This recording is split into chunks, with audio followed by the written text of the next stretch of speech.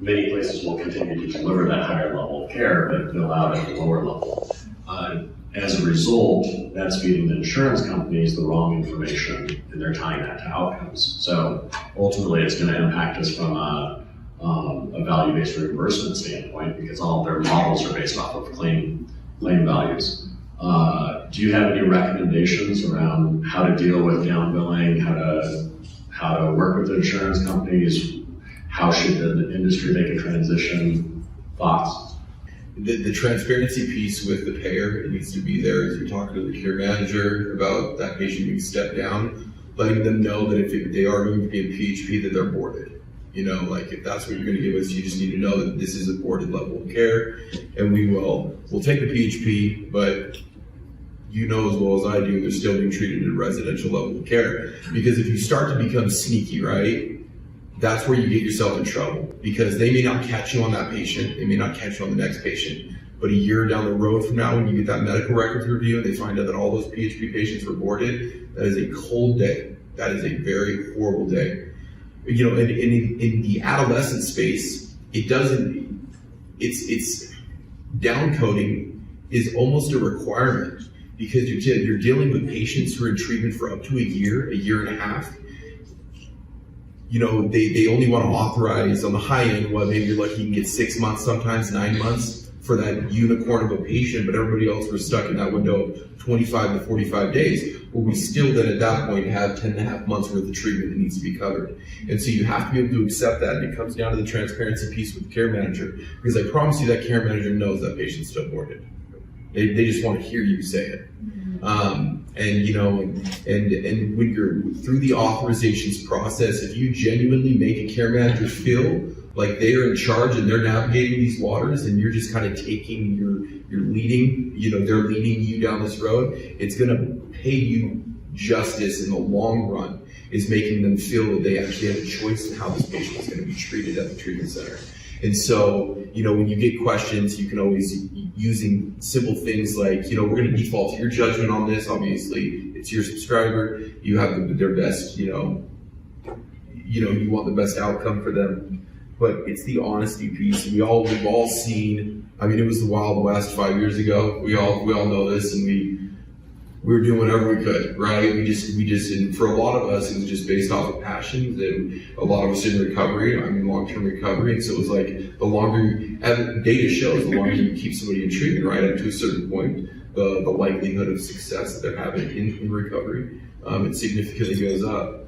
But just don't be sneaky with the insurance companies, because. Well, that's part of it, where you're feeding the model. So you want to help out. Mm-hmm.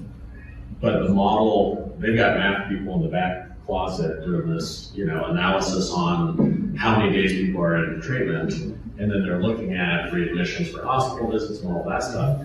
And so they're pushing those authorizations down.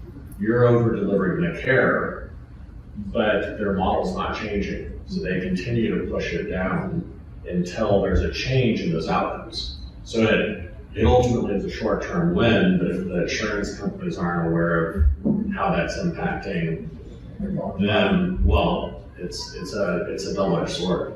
Yeah, and real quick, just in the adolescent space, we saw this in 2017 stratification. Yeah, Cigna came in on stratification and said, we're not going to cover, if they are boarding, we will not cover at any lower level of care. And then they call the parents. Yeah, and so God willing, that played itself out, right? But we're one step away from that again if we start to be sneaky. If we're coming across as deceptive, that can be implemented tomorrow, and there's not a thing that any of us can do about it, right?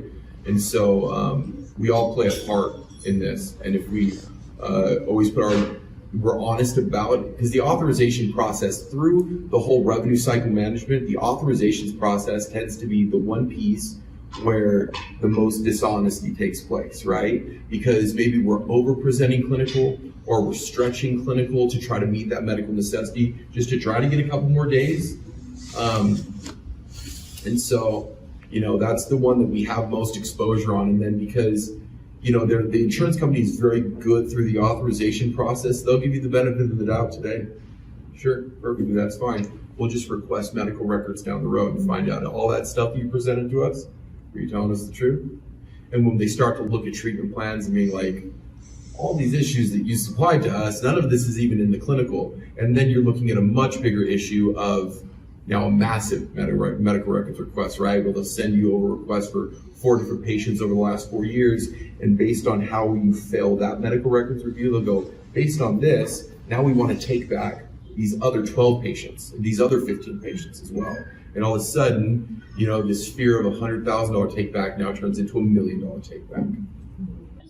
And one thing about documentation with that is that when they do finally do that chart review, they're going to want to see continuity between the ASAM and the biopsychosocial, right? You have to be justifying the ASAM with something. The meat and potatoes lives in the biopsychosocial.